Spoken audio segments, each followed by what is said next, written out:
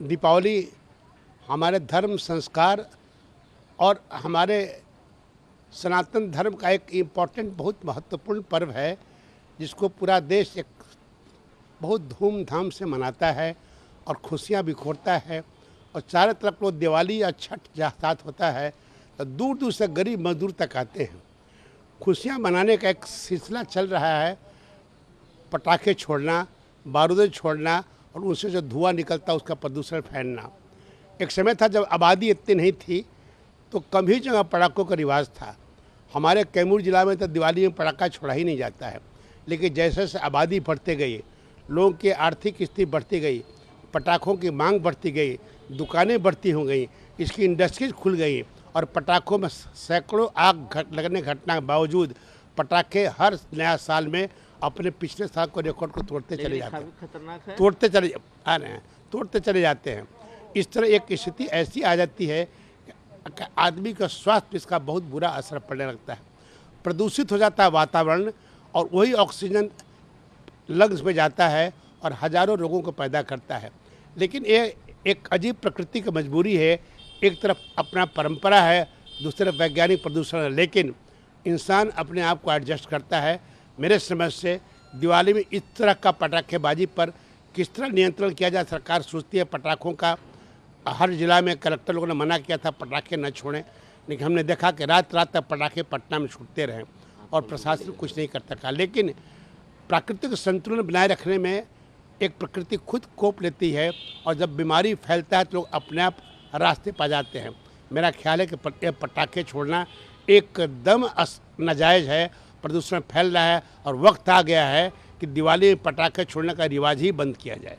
मैं कल पूजा पाठ करने के बाद 9 बजे एक जगह जाना था, तो मैं शहर के बहुत से हिस्से को पार करते हुए घूमते हुए गया तो देखा कि रोड पर इतना पटाखा लार्ज स्केल में छूट रहा था और पर्यावरण इतना दूषित होते जा रहा था और गाड़ी वगैरह चारों तरफ रुक गई थी इसके छूटने से।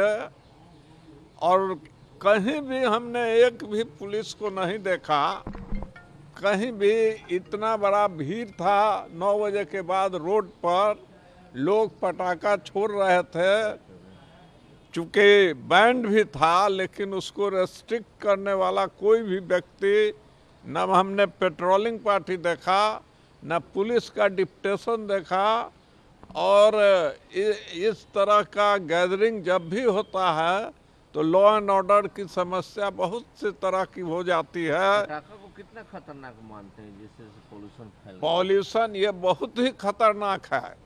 एक तो पटना का पहले से पर्यावरण खराब है और इसको जो है एक दूसरी सिटी में रखा गया है, और पटाखा छोड़ने के बाद जो है और भी वातावरण दूषित हो गया है, जिससे कि तरह तरह की बीमारियां फैलने की संभावना है।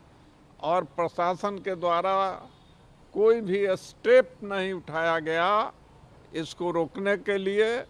अगर बैंड किया गया था तो वायलेशन कानून का खुलेआम हो रहा था और कोई एडमिनिस्ट्रेशन के तरफ से देखने वाला नहीं था। और महा खतरनाक, जीवन के लिए, श्वास के लिए महा खतरनाक है।